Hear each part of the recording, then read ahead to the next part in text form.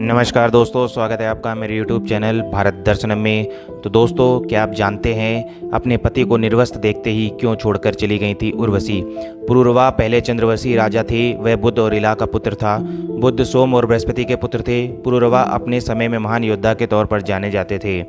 असुरों के खिलाफ कई युद्धों में खुद इंद्रदेव ने पुरूरवाओं से मदद मांगी थी। एक बार इंद्रदेव के दरबार की एक अप्सरा उर्वशी स्वर्ग की जिंदगी से ऊब गई और कुछ समय के लिए धरती पर आ गईं। उर्वशी को स्वर्ग से ज़्यादा पृथ्वी लोक की जिंदगी अच्छी लगने लगी। उन्हें यहाँ की भावनाओं से भरी जिंदगी भा गई। कुछ दिनों तक पृथ्वी पर रहने के बाद उर्वशी को स्वर्गलोक लौटना था।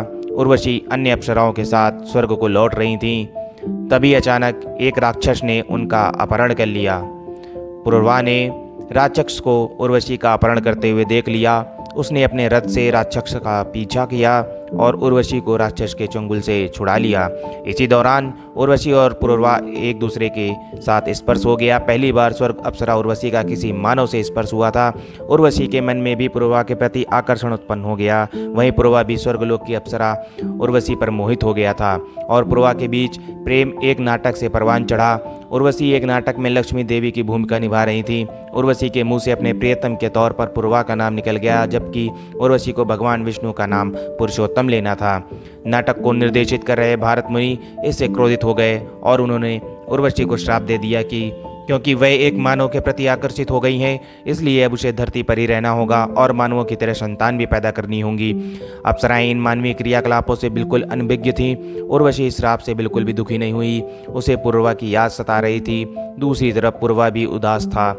उसने कभी नहीं सोचा था कि स्वर्ग से उतरी एक अप्सरा उससे प्यार करने लगेगी। पुरूरवा की कोई संतान भी नहीं थी।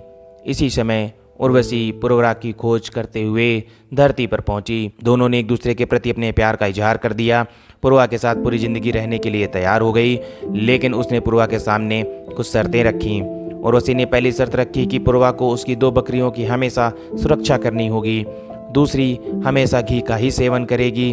उर्वशी ने पुरूरवा के सामने तीसरी शर्त रखी कि वह शारीरिक संबंध बनाने के अलावा कभी एक दूसरे को निर्वस्त्र नहीं देखेंगे। पुरूरवा ने उर्वशी की सारी शर्तें मान ली और दोनों ने साथ रहना शुरू कर दिया। लेकिन उर्वशी और पुरूरवा की प्रेम कहानी में अब दुखद मोड़ आना बाकी था। यह सब घटनाक्रम देखकर स्वर्गलोक में देवताओं को ईर्ष्या हो रही थी। उर्वशी और पुरूरवा के बीच का यह प्रेम उनसे बर्दाश्त नहीं हो रहा था। उर्वशी के जाने के बाद स्वर्ग की रौनक भी जैसे कहीं चली गई थी। देवताओं ने उर्वशी और पुरूरवा को अलग करने के लिए एक योजना बनाई। एक रात गांधर्वों ने उर्वशी की बकरियों को चुरा लिया। जब बकरियों की आवाज़ उर्वशी ने सुनी तो उसने राजा पुरूरवा से उन्हें बचाने के लिए कहा। उस दौरान पुरूरवा निर्वस्त्र थे। बकरियों को बचाने की जल्दी में वह निर्वस्त्र ही बाहर निकल गए। इसी समय देवताओं ने स्वर्ग से बिजली चमका दी और उजाला कर दिया। इस उजाले में उर्वशी और पुरूरवा ने एक दूसरे को निर्वस्त्र देख लिया। उर्वशी तीसरी शर्त टूटते ही स्वर्ग को जाना पड़ा। वह बहुत ही दुखी मन से राजा पुरूरवा को छोड़कर जाने लगी। हालांकि उर्वशी पुरूरवा से हुए बच्चे को अपने साथ ले गई।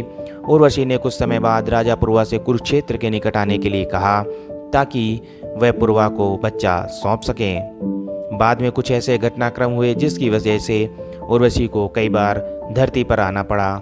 इस दौरान पुरूरवा और उर्वशी के कई बच्चे हुए। तो दोस्तों, इसी के साथ मैं अपनी इस कहानी का समापन करता हूँ। अगर आपको मेरी कहानियाँ अच्छी लगी हो तो मेरे चैनल को लाइक, शेयर और सब्सक्राइब करना ना भूलें। धन्यवाद।